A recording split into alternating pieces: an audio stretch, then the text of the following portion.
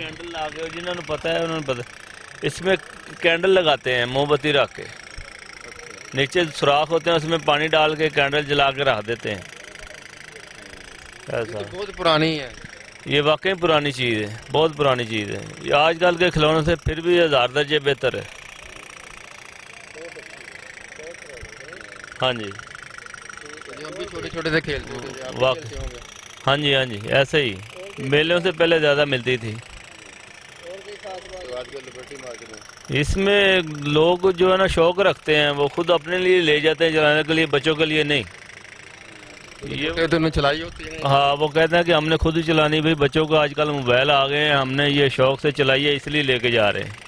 शौक से लेके जाते हैं कि पुरानी चीज़ है, ये बात। शुक्रिया।